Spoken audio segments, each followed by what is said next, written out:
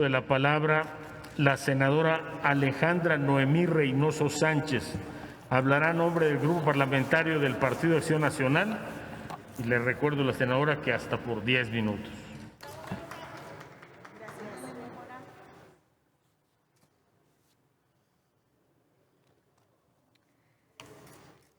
Con su permiso, presidente. Adelante. El Grupo Parlamentario del PAN celebra que la glosa del segundo informe de gobierno del presidente López Obrador comience con el análisis de la política exterior desarrollada por el Ejecutivo Federal.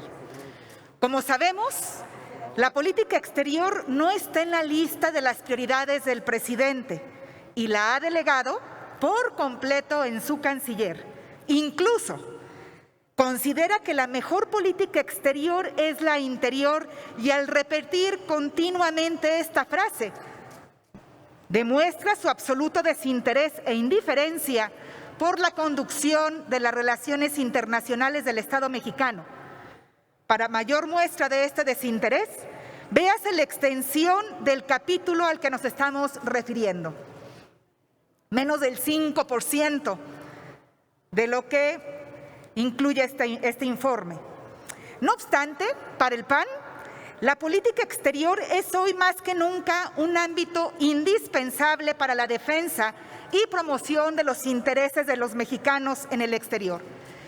Y específicamente, una herramienta fundamental para ayudar a México a salir de la crisis económica, que de acuerdo con el secretario de Hacienda, será la mayor que haya enfrentado el país desde los años 30 del siglo pasado. Necesitamos más inversión extranjera directa, más internacionalización de las empresas mexicanas. Necesitamos más confianza en nuestro país y menos incertidumbre económica. Necesitamos, pues, que la política interna cambie radicalmente.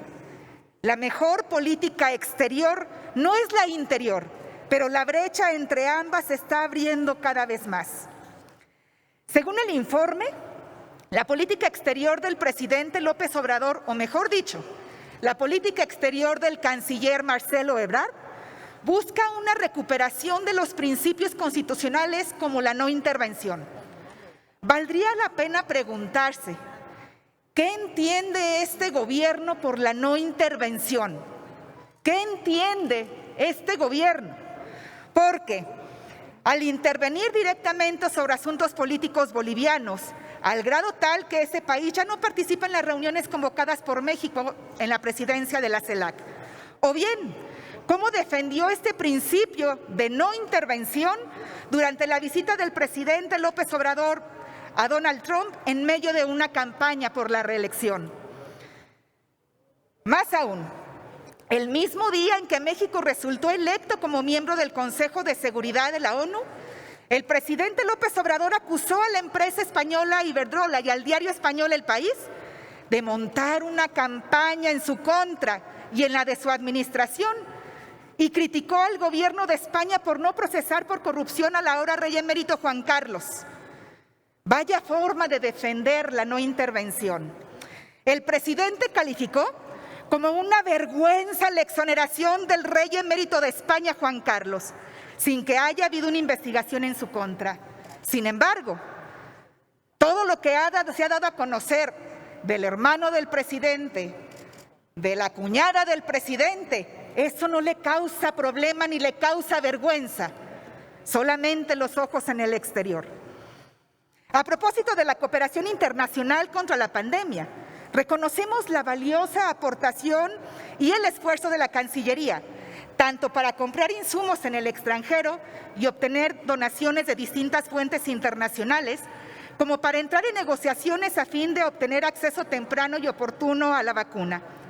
Conviene preguntarse, sin embargo, ¿cuáles son las implicaciones de que el presidente, contra toda evidencia empírica y todo asomo de autocrítica, critique una y otra vez a otros gobiernos por supuestamente haber manejado peor la pandemia que el mexicano?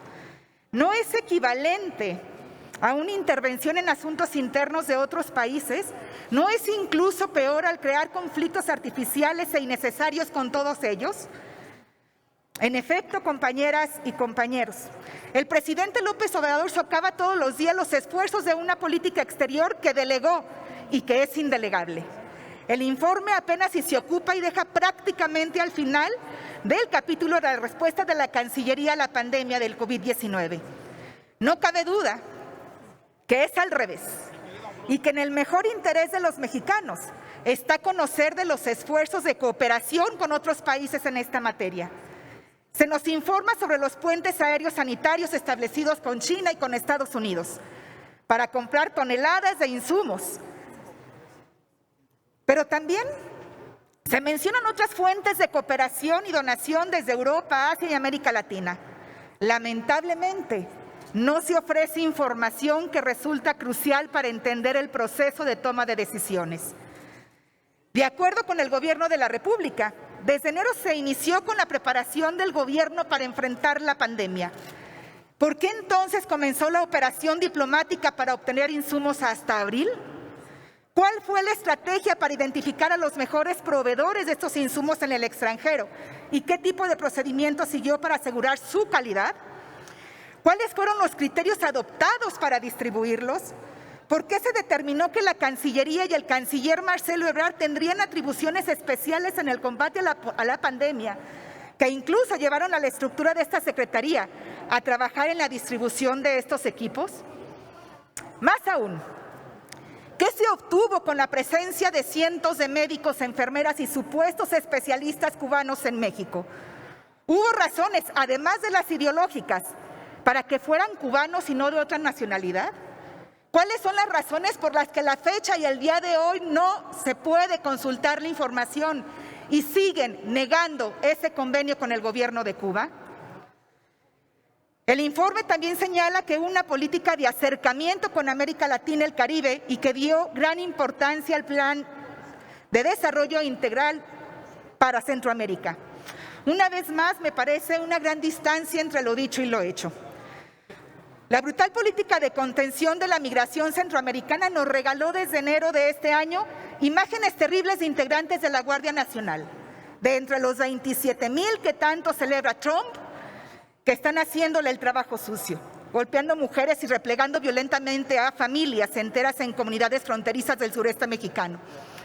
Por otro lado, se documenta que son poco menos de 10,000 personas provenientes de El Salvador y Honduras las que actualmente son beneficiadas por el llamado Plan de Desarrollo Integral. Ese es el tamaño de la supuesta solidaridad de México con nuestros países vecinos. De esa dimensión, el diseño del Plan Marshall mexicano, que llevó incluso a la CEPAL a diseñar parte de él y promoverlo. En eso quedó reducido la nueva Alianza para el Progreso, como la llamó el presidente en campaña. Y aquí cabe la pregunta: ¿qué impidió que Estados Unidos deshonrara el compromiso supuestamente realizado, según informó el canciller Ebrard, para invertir $5,000 millones en Centroamérica y el sureste mexicano?